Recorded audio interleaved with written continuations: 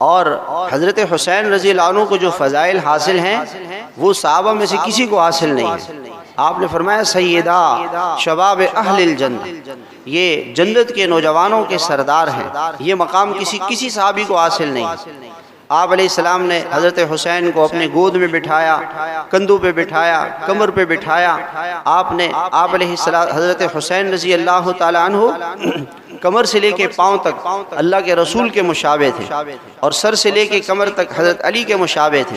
حضرت حسن سر سے لے کے کمر تک حضرت رسول اللہ صلی اللہ علیہ وسلم کے مشابہ تھے، اور کمر سے لے کے پیر تک حضرت علی کے مشابہ تھے۔ ان کے بے شمار فضائل ہیں، لہٰذا حضرت حسین رضی اللہ تعالیٰ عنہ حق پر تھے۔ ہم کبھی بھی یہ تصور نہیں کر سکتے کہ حضرت حسین رضی اللہ عنہ سے اس سے غلطی ہوئی۔ حضرت مفتی محمد شفیع صاحب رحمہ اللہ جو مفتی اعظم پاکستان ہیں، انہوں نے یہ کتاب لکھی ہے، اس کا نام ہے شہید کربلا،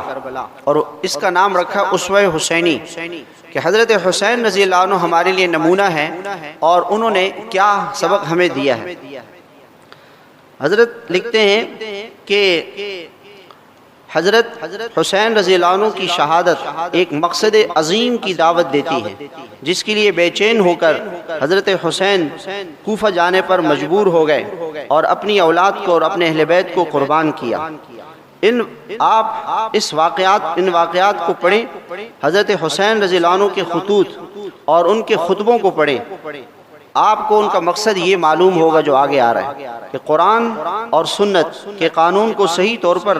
رواج دینا، کہ قرآن اور حدیث کا قانون ختم ہو گیا تھا، حکمران ظالم تھے، فاسق تھے، اور ظلم عام ہو گیا تھا، عدل اور انصاف ختم ہو گیا تھا۔ اس لیے علماء نے لکھا ہے کہ اگر کوئی حاکم ظالم ہو تو اس کے خلاف مقابلہ کیا جائے گا اور اس کے خلاف آواز اٹھائی جائے گی، اور اللہ کے رسول نے فرمایا افضل الجہاد کلمۃ صدق عند سلطان جائر، کہ سب سے افضل جہاد یہ ظالم بادشاہ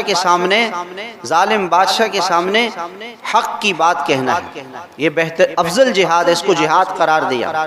بادشاہ وقت اگر ظالم ہو جائے اور حکمران ظلم اور بربریت پر آ جائیں تو ان کو سمجھانا، ان تک حق کو پہنچانا، یہ افضل ترین جہاد ہے، اس لیے کہ جان جانے کا